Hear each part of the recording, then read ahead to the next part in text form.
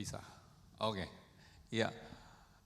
Hari-hari ini kita nggak asing bagi telinga kita tentang Selat Hormuz, saudara ya.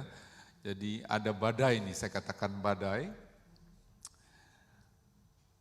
Sedikit lihat apa tentang Selat Hormuz ya. Rupanya selat ini ya dikuasai oleh ini saudara, oleh Iran ya. Dan selat ini adalah pintu keluar dari minyak-minyak yang diproduksi di Timur Tengah ya, sehingga ketika ada masalah Amerika dengan Iran, maka tanker-tanker itu mengalami kemacetan ya. Mereka hanya diperbolehkan negara-negara tertentu yang bersahabat atau bukan musuh daripada Iran, diantaranya yaitu Cina, India, Pakistan, Rusia, dan Irak. Indonesia pun nggak masuk saudara ya. Jadi banyak tanker yang tertahan di sana sehingga pasokannya tidak sampai ke negara-negara yang membutuhkan ya. Dan kebutuhan atau supply dari yang melalui Selat Hormuz untuk dunia adalah 20-30% kebutuhan dunia ya. Nah, dampaknya kita sudah merasakan saudara sekarang ya. Kemarin si Hari bilang, gila biasanya saya beli dia solar bukan bensin saudara. Diesel ya, diesel di sini solar ya. Itu $80 cuman isi seperempat saudara ya.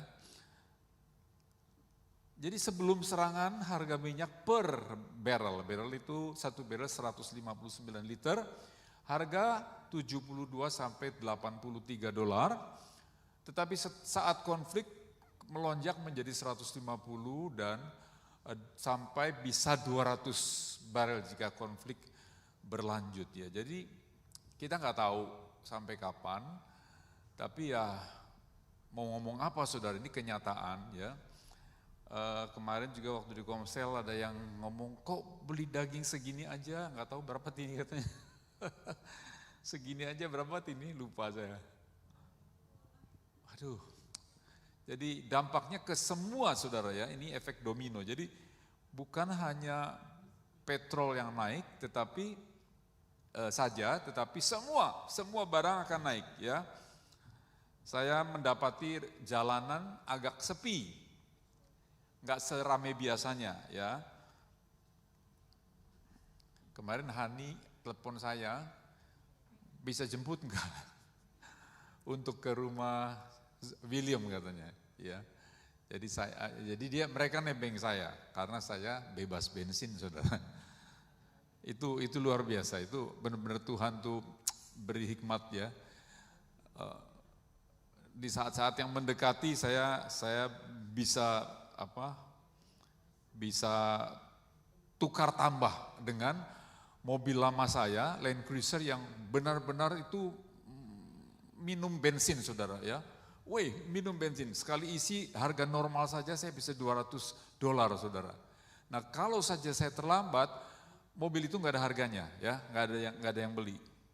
Tapi puji Tuhan semua sudah Tuhan atur ya, baik melalui saudara-saudara di sini ya, saya disupport Sony, disupport siapalah, khususnya Fredro.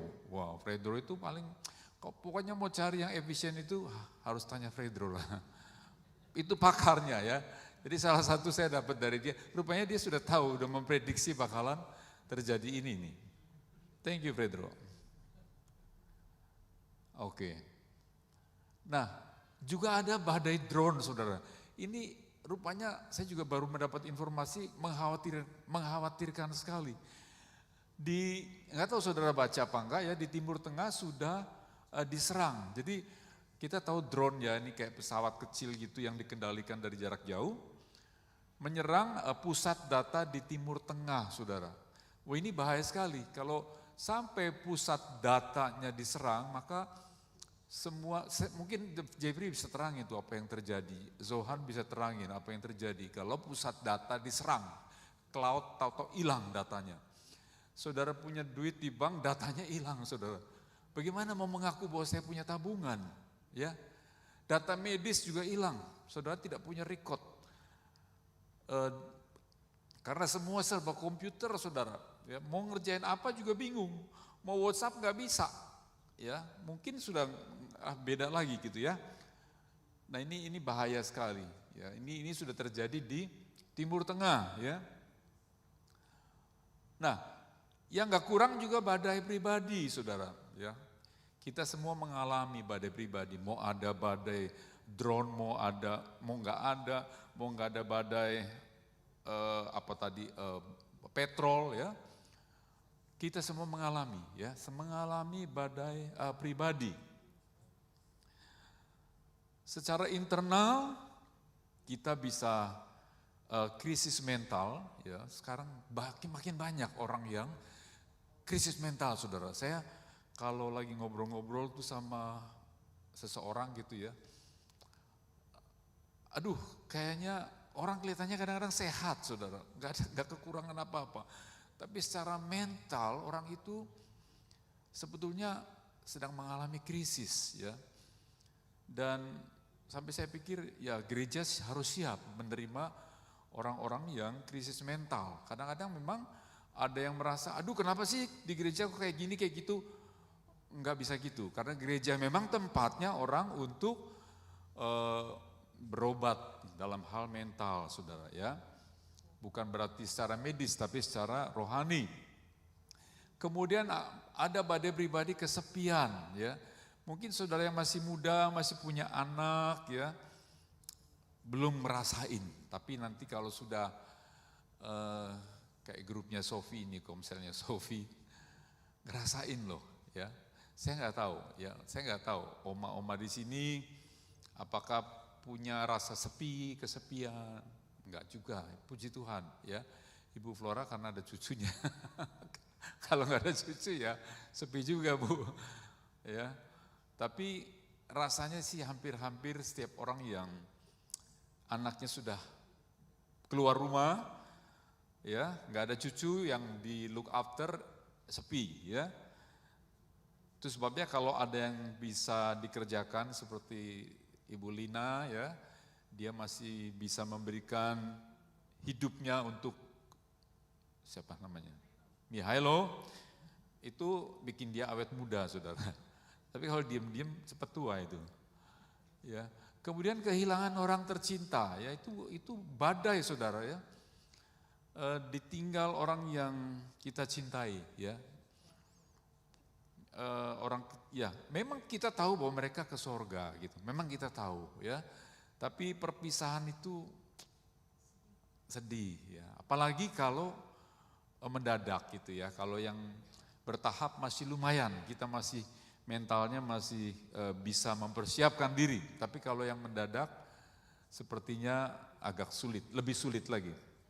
Kemudian ada badai pribadi eksternal seperti kegagalan bisnis ya, kesulitan financial.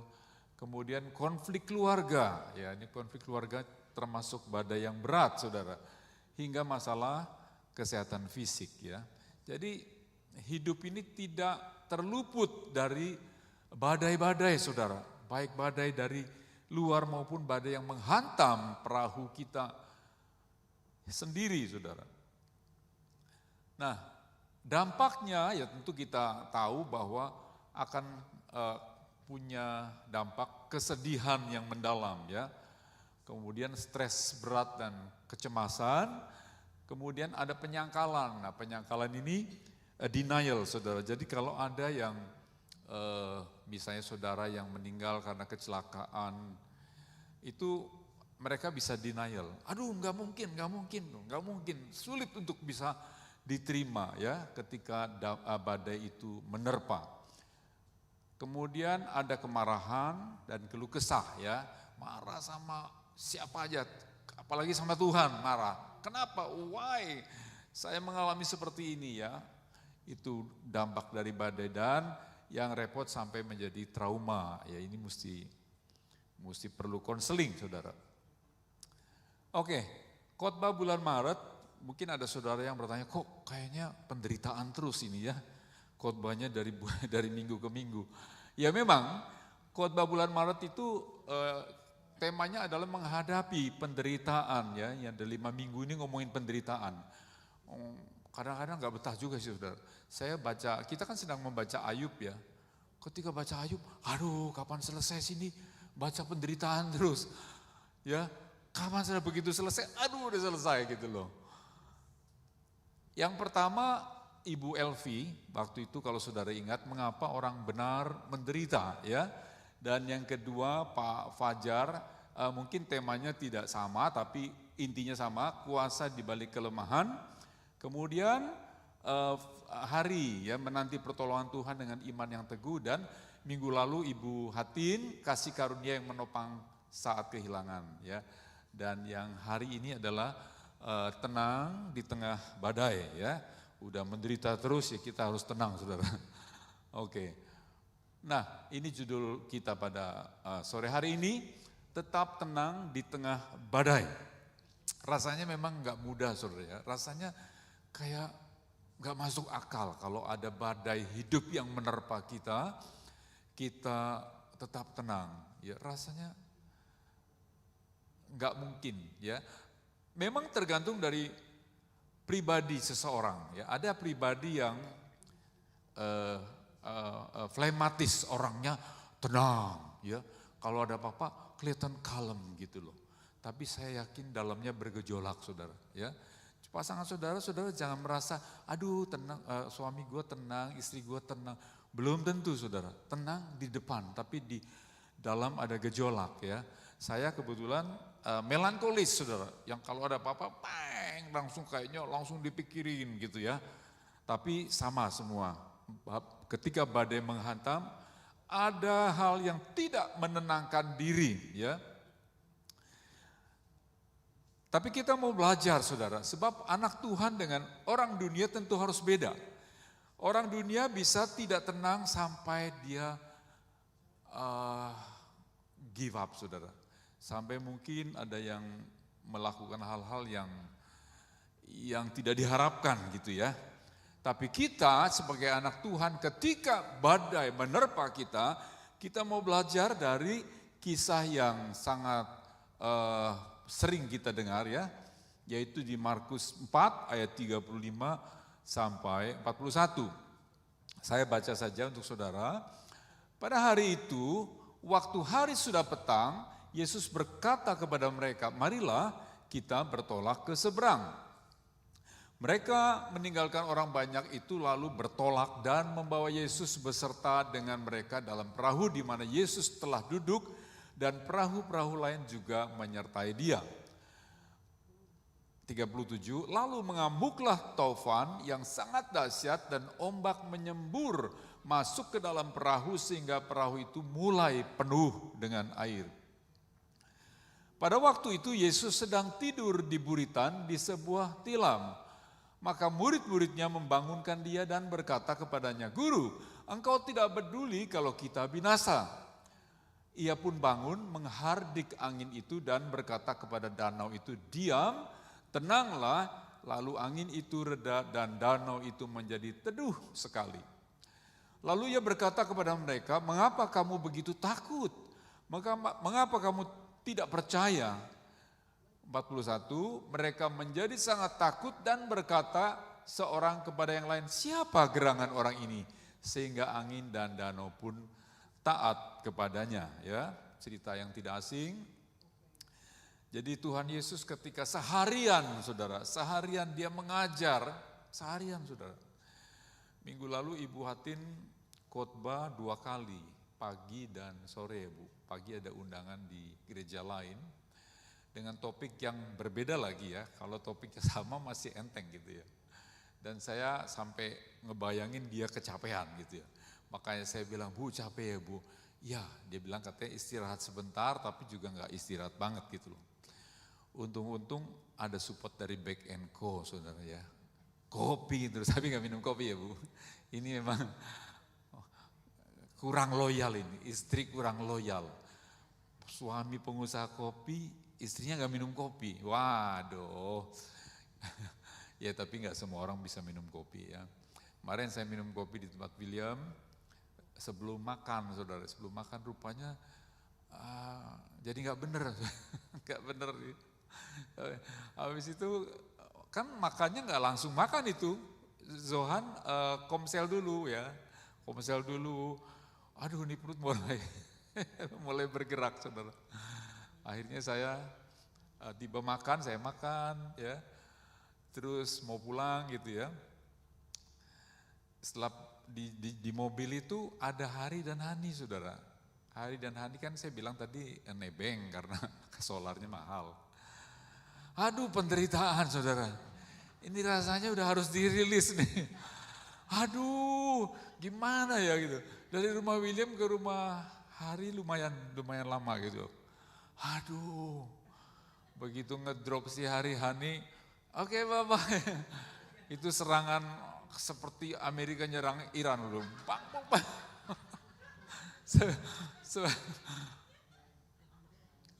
Ciyokinya itu naik mobil lain, aman gitu loh. Kalau enggak repot juga. Aduh bebas, rasanya bebas banget, bebas. Aduh minta ampun. Kasihan mobil, ada cerita sambungannya. Ada si sambungannya, itu mobil saya udah parkir di rumah. Nggak lama si Jos mau pergi ke Paramata. Anak saya bilang, can I use BYD? Saya bilang, ya ambil. Saya lupa bahwa ada serangan di dalam gitu. Lalu Yoki bilang gini, itu waktu keluar jendela pada dibuka loh, kenapa? Aduh saya lupa. Saya benar-benar lupa. Ya. Aduh bener, serangannya benar-benar saudara, bayangin menahannya dari makan, dari komsel, sampai aduh, tapi puji Tuhan lah, walaupun sekarang ada masih efek-efek, tapi saya nggak akan produksi di sini saudara. Oke. Kalau cerita jadi lupa nih, udah opa-opa sekarang ya.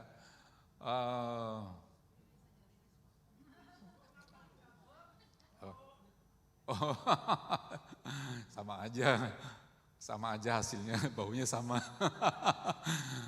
Oke, oh ya Tuhan Yesus sudah mengajar sepanjang hari, ini luar biasa saudara. Sepanjang hari dia mengajar, tapi dia bukannya capek, tapi ayo ke seberang. Ke seberang bukan mau cari villa terus rileks, enggak.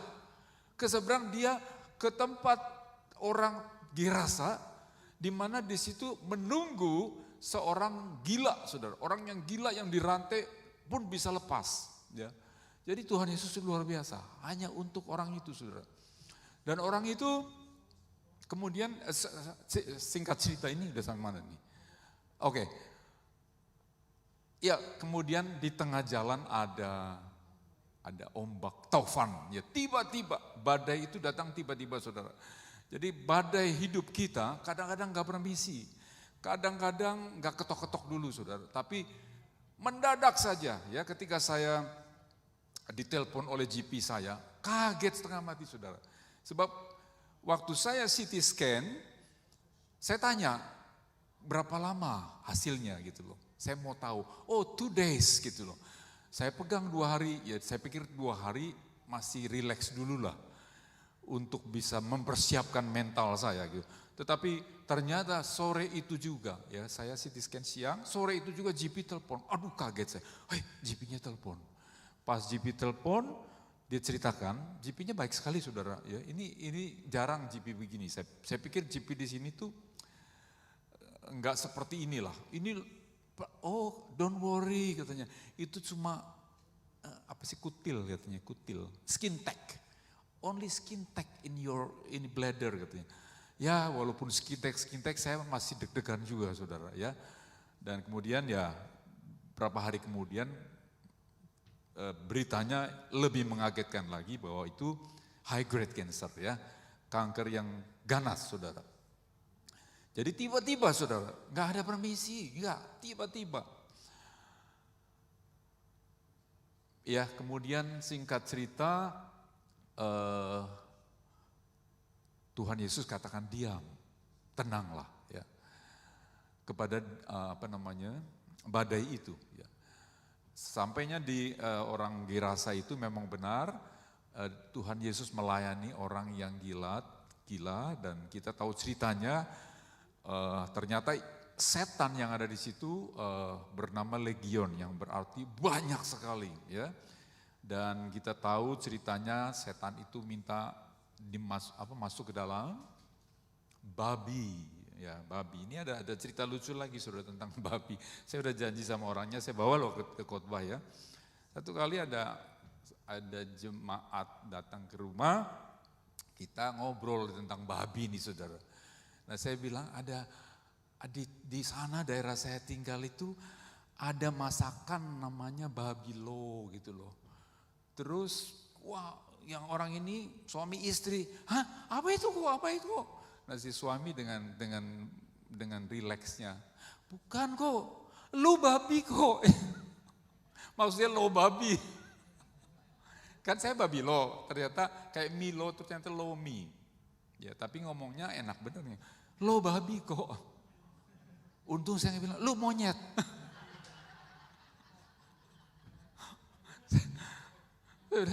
Wah langsung saya pikir, ini bener-bener. Aduh mimpi apa dibilangin lu babi kan. Untung saya nggak langsung, lu monyet.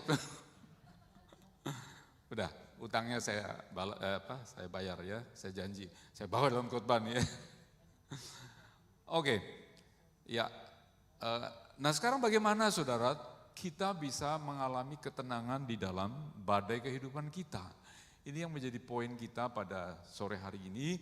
Saya membawa 3 poin saja. Yang pertama adalah Yesus Allah yang pegang janjinya. Ya. Dia pegang janjinya saudara.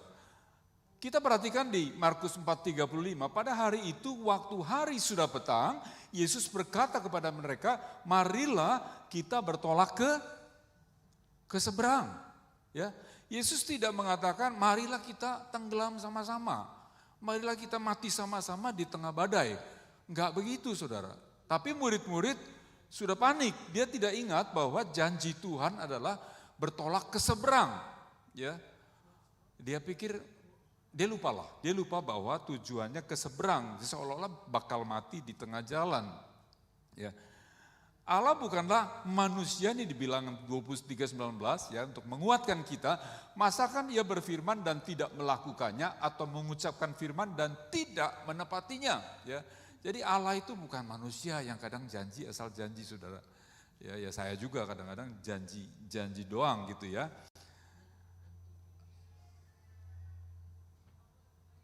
Tapi Allah selalu menepati apa yang sudah menjadi janji. Itu sebabnya saudara kita perlu mengetahui janji-janji Tuhan itu apa untuk saudara dan saya.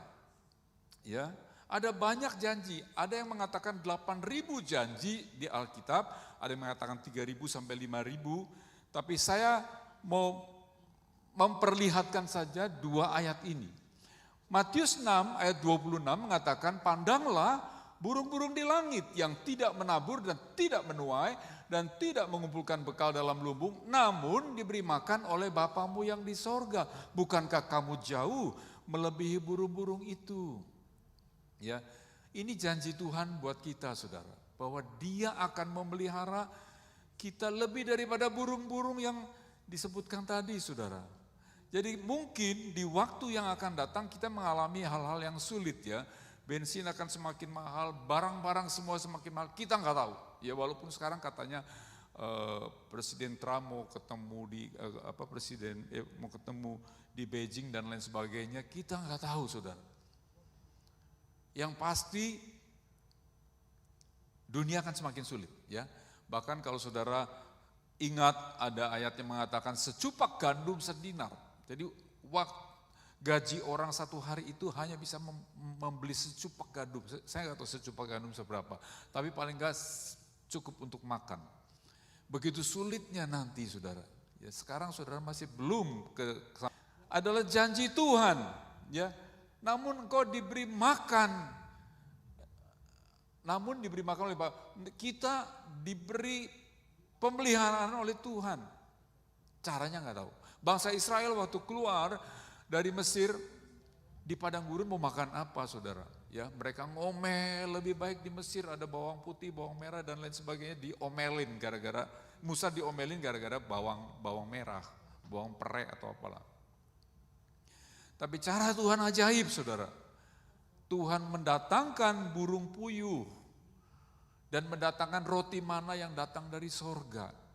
Kita nggak tahu caranya Tuhan. Mungkin cara yang sama kita nggak tahu. Tapi yang pasti Tuhan akan memelihara hidup orang-orang percaya ya di saat yang susah ya. Janji yang luar biasa di Yohanes 3:16 ya. Karena begitu besar kasih Allah akan dunia ini sehingga ia telah mengaruniakan anaknya yang tunggal supaya setiap orang yang percaya kepadanya tidak binasa melainkan beroleh hidup yang kekal. Ketika saya dinyatakan cancer, saudara, kemudian pasti terpikir bahwa saya nggak tahu yang sudah mengalami seperti Debbie, kepikir satu langkah lagi itu kematian, ya. Saya kepikir sekali, ya. Saya kepikir, dan saya mulai seperti mempersiapkan diri, saudara, ya. Sebab kita nggak tahu apakah cancer ini bisa kemudian survive, ya. Saya sebagai survivor atau tidak itu belum tahu, saudara, saat itu. Tapi satu hal yang membuat saya aman, kalau saya sampai harus gagal, ya, ditolong, saya mendapat janji ini, saudara, ya. Saya akan bersama Yesus hidup di kekekalan. Dan itu satu penghiburan yang luar biasa. Karena saya tahu kemana saya akan pergi. Saudara kalau mau pergi nggak tahu kemana. Saudara diminta pergi ke satu negara atau ke satu daerah yang saudara nggak tahu. Saudara akan begini, saudara akan bingung. Ya. Ayo naik pesawat deh ke Afrika. Saudara nggak tahu Afrika kayak apa, daerahnya kayak apa. Saudara pasti bingung. Nggak menentu perasaannya, ya. Tapi saya tahu dengan janji Tuhan, sekalipun mungkin saya tidak sembuh, tapi ada janji setiap orang percaya tidak binasa, ya. Saya sudah mulai membayangkan kehidupan kekal di sana, ya. Saya bayangkan, saudara. Dan itu menenangkan sekali, ya. Menenangkan sekali. Ya. Jadi kalau sampai kita tidak tertolong dalam kondisi badai kita, ya, ujung-ujungnya, saudara, kita akan bersama Yesus di kekekalan, ya, dan itu sangat menenangkan, ya, sangat menenangkan. Oke, yang kedua, saudara, Yesus Allah yang peduli, ya. Murid-murid Yesus mengatakan, Guru, engkau tidak peduli kalau kita binasa. Orang kalau lagi emosi, ketakutan biasanya ngomongnya ngawur, saudara, ya. Makanya saya kalau lagi emosi saya berusaha diam. Saya bilang sama Yogi, saya bukan ngediemin kamu loh, ya. Saya nggak ngediemin kamu, tapi saya perlu diam. Sebab kalau saya ngomong, itu Yakobus katakan seperti api dari neraka, saudara, ya. Kalau kita marah, ya saya kalau marah, pernah saya marah dengan customer yang rada-rada gitu, ya. Bahasa Inggris saya langsung lancar, saudara. Habis itu saya bingung sendiri loh, kenapa bisa ngomongnya cepat, lancar, tapi ngomongnya jelek, saudara, ya, ngomongnya jelek. Jadi saya mengambil pelajaran bahwa saya lebih suka diam ketika saya marah dengan pasangan. Ya, jadi mungkin ini juga boleh menjadi tips yang baik kalau saudara yang suka mengumbar kata-kata ketika marah, ya. Sebab ketika marah saudara tidak bisa kontrol. Ya pasti kata-katanya menyakitkan, saudara. Pasti menyakitkan. Jadi ambil jedah lah, diam, ya. Tapi jangan lama-lama, ya. Kalau sampai 1, 2, 3 hari itu namanya ngediemin, saudara. Jadi diam hanya untuk menenangkan diri dan kita berdoa sampai kita turun emosinya.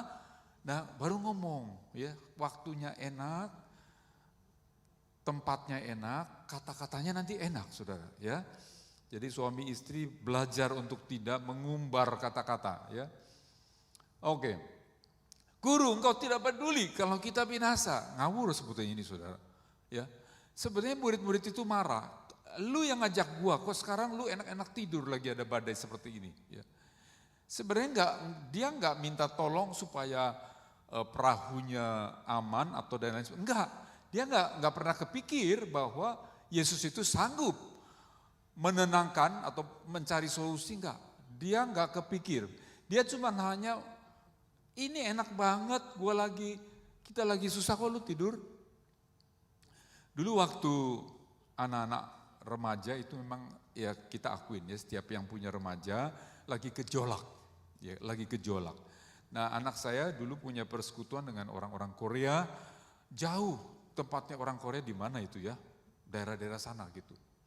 Pulangnya malam, Saudara. Dan saya nggak bisa tenang kalau anak belum nongol itu, aduh gelisah. Apalagi kalau di teks tuh nggak bisa. Aduh kok nggak ini ya. Mulai worry, Saudara, ya mulai worry. Yoki tenang tidur, Saudara. Dan saya kesel sama kayak murid-muridnya ini. Aduh, ini enak banget sih tidur. Sayanya nggak bisa tidur, Saudara. Sampai satu kali Tuhan bicara dengan saya, kamu mau khawatir kayak apapun, tanganmu gak bisa menjaga anakmu. Ya. Biar tangan saya menjaga anakmu. Nah, dari hal rema itu saya percayakan bahwa anak saya pasti selalu pulang selamat gitu ya. Nah, sejak itu saya tidur pules. Sejak itu. Nah, ketika saya tidur pules, rupanya gantian Yoki yang gak bisa tidur. Jadi rupanya dia tidur karena lihat ada yang ngejagain gitu ya. Iya betul, jadi saya tidur, dia yang gak tidur ya. Nah rupanya murid-murid itu gak senang lihat Yesus tidur enak gitu. Dia gak cari solusi, Saudara. Ya, dia emosi ya. Ya kalau ada masalah, cari solusi, jangan emosi ya. Saya selalu ingat, kunci hilang nih, cari solusi. Pasangan lagi kehilangan kunci, cari solusi. Jangan, matanya di mana? Lu tadi taruh di mana? Itu emosi, Saudara ya. Jadi jangan. Jadi cari sama-sama solusinya ya. Nah ini murid enggak? Murid itu emosi dia. Ya sebenarnya emosi. Lihat kok enak amat tidur ya. Pada dasarnya ya memang Yesus sebagai manusia dia capek, Saudara. Dan dia tidur sebagai manusia ya. Tetapi Yesus adalah juga Tuhan ya.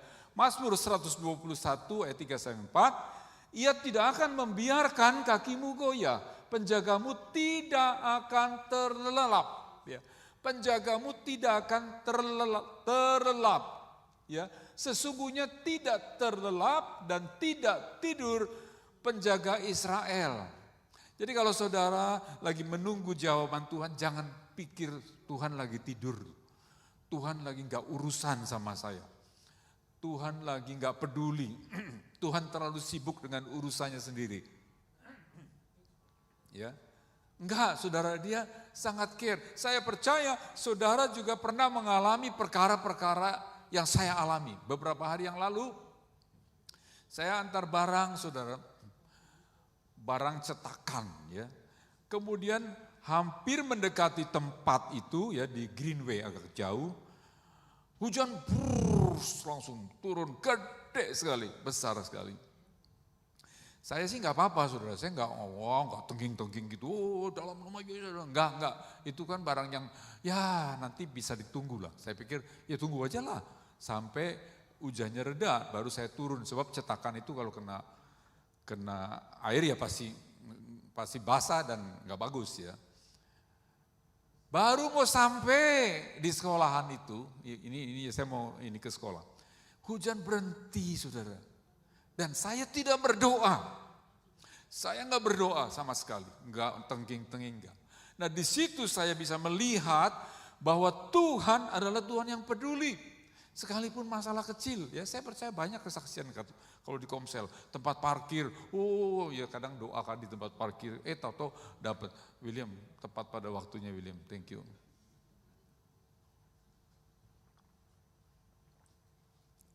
Ya saya yakin saudara banyak mengalami perkara-perkara begini. Tuhan yang peduli, yang gampang saja, yang aduh saya bisa tunggu kok hujan, Tuhan tetap perhatikan. Apalagi yang berat, saudara. Ya, jadi jangan pernah berpikir Allah kita tuh terlalu busy dengan urusannya. Ya, 1 Petrus 5 ayat 7 yang sangat populer dan ini disukai sama Pak Kom. Serahkanlah segala kekhawatiranmu kepadanya sebab ia yang memelihara kamu. Ya, kata memelihara bahasa aslinya adalah melo yang artinya to care about, peduli. Sebab ia yang peduli kamu, ya. Jadi dia Allah yang sangat peduli, saudara. Memang seolah-olah Allah itu tidak mendengar doa kita. Seolah-olah dia tidur seperti yang dialami murid-muridnya. Seolah-olah, saudara. Tapi dia tahu persis kapan waktunya dia menolong saudara dan saya. Ya. Dan tidak pernah terlambat. Waktu Tuhan itu tepat, saudara. Tepat, ya. Jadi kadang-kadang kita yang maunya rush, maunya cepat. Ya. Saudara tahu kan ilustrasi kepompong. Kepompong itu kalau dari ulat menjadi kupu-kupu ada waktunya. Ada yang coba mengeluarkan ulat sebelum waktunya, ulatnya mati, saudara. Ya. Jadi tunggu waktu Tuhan indah dan tepat. Ya.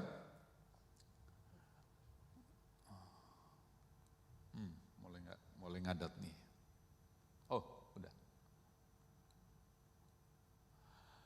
Oh ini lagi, Lukas 12 ayat 6. Bukankah burung pipit dijual 5 ekor 2 duit?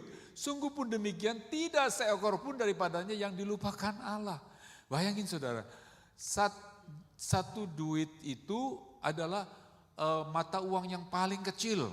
Ya, paling kecil di zaman itu. Jadi untuk membeli berapa ini tadi? 5 ekor burung dipakai 2 duit, saudara. Burung sebagai ganti daging. Ayam lah ya, saya ingat di Jakarta itu banyak jual ayam-ayaman ya. Ingat gak sih? Saudara yang di kota gak ingat, tapi saya kebetulan agak minggir jadi saya tahu. Burung tapi dianggap sebagai ayam gitu ya, lebih murah, saudara. Nah, Tuhan bilang yang murah saja Tuhan ingat, saudara. Apalagi saudara dan saya. Bahkan rambut kepalamu pun terhitung semuanya.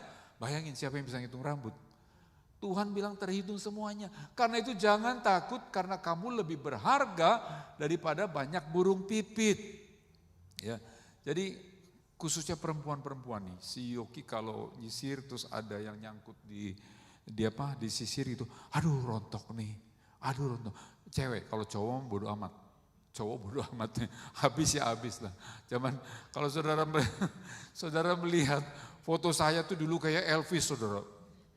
Jambulnya itu hampir mirip Ibu Flora lah.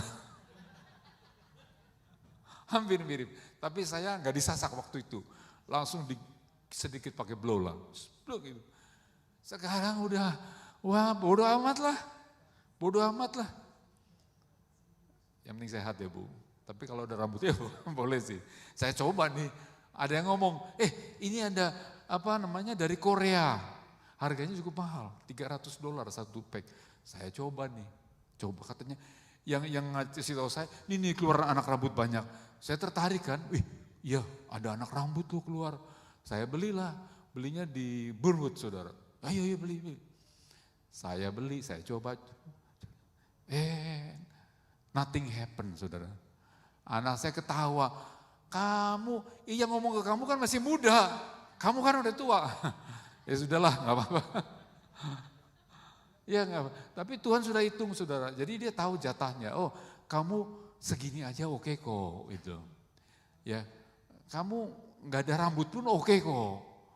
Ya, tapi ya kalau bisa sih ada terus ya. Tapi lebih keren loh, cowok yang gak ada rambut tuh keren loh. Betul kan buatin? Betul, yes katanya. Oke, sorry ya.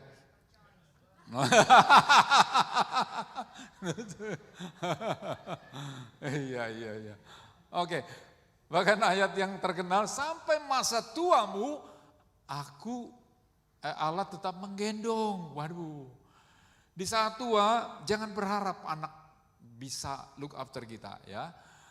Bukan karena mereka sayang, tidak sayang, tapi mereka punya kehidupan sendiri.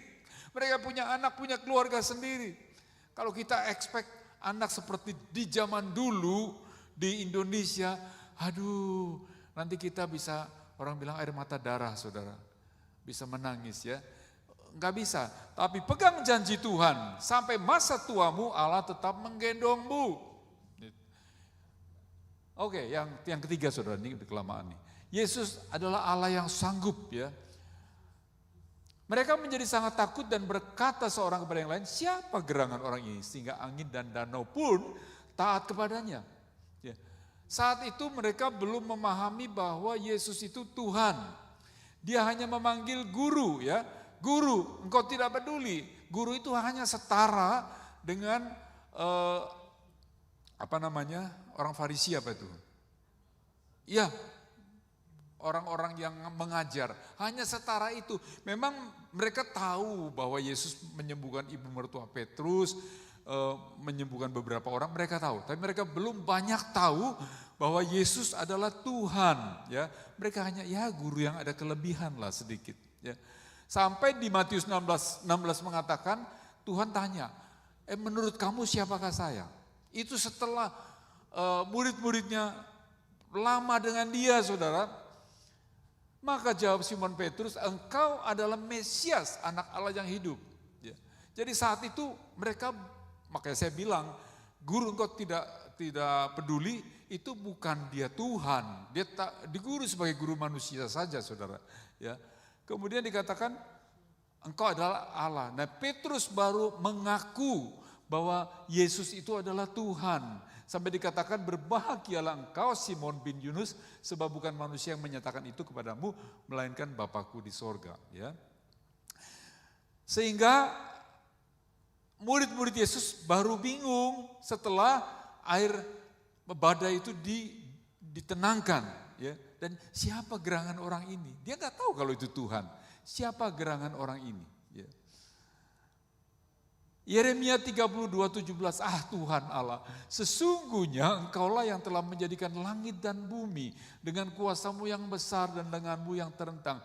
Tiada satu pun yang mustahil bagimu. Ya. Oh ini di bawahnya. Ini di bawahnya, tapi sorry nggak usah lah. Ya. Lukas 1:37, sebab bagi Allah tidak ada yang mustahil. Dan ini kita harus pegang janji ini. Kadang-kadang kita meragukan Tuhan. Kita lebih mudah mempercayai ilmu pengetahuan, lebih mempercayai informasi dokter. Ya memang dokter dipakai Tuhan, tapi kita punya dokter di atas segala dokter yang mengatakan bagi Tuhan tidak ada yang mustahil. Ketika dokter angkat tangan, Tuhan akan turun tangan, saudara. Ya, dokter memang dipakai oleh Tuhan, tapi dia tidak segala-galanya. Ada kalanya dia give up, saudara, hands up ya, cuman ngomongnya sorry ya. Tapi Tuhan yang kita harapkan mengatakan tidak ada yang mustahil bagi kita. Oke, Markus 4 ayat 40 terakhir. Lalu ia berkata kepada mereka, mengapa kamu begitu takut? Yesus bertanya kepada murid-muridnya setelah tenang ya, mengapa kamu tidak percaya? Yesus bertanya kepada saudara dan saya juga. Mengapa saat badai datang kamu tidak percaya? Kamu begitu takut. Ya. 3 poin ini kiranya bisa menjadi pegangan kita di saat badai itu datang. Ya. Yesus adalah Yesus yang memegang janjinya. Cari janji Tuhan di Alkitab. Itu sebabnya saya menganjurkan saudara ya untuk mengikuti bab GBIC. Saya amazed dengan beberapa saudara yang mengikuti. Saya nggak sangka mereka begitu antusias mengikuti pembacaan Alkitab, saudara. Setiap hari sampai menemukan sesuatu, nanti menemukan rema, menemukan janji Tuhan, ya. Yang belum, ayo aktif. Saya senang dengan Tony, walaupun di Turki dia tetap toto nongol. Wih, udah baca. Saya senang dengan Reni, walaupun di China, wah tetap dia baca ya. Kenapa? Oh Jepang, walaupun di Jepang, dia tetap, wah antusias sekali ya. Puji Tuhan. Ayo temukan janji Tuhan pada Alkitab, mumpung rame-rame saudara. Kalau sendiri bisa turun loh. Saya terus terang agak semangat karena ada yang lain. Ayo kita baca gitu ya. Kalau sendiri bisa turun. Sampai 1 tahun nanti kita baca full 1 Alkitab. Ya, ayo saudara, baca Alkitab. Kemudian percayalah bahwa Yesus adalah Yesus yang peduli sama kita. Ya, gak ada perkara yang terlalu sulit dan terlalu kecil bagi Yesus. Dia peduli dengan saudara dan saya. Ya, Yesus Allah yang sanggup. Ya, sekalipun dunia ini sudah modern, kedokteran modern, tapi Dia kuasanya tidak berubah dulu, sekarang, dan selama-lamanya. Kalau dulu Dia sanggup membangkitkan orang mati, kuasa yang sama saat ini pun masih ada. Dia sanggup membangkitkan orang yang mati. Puji Tuhan.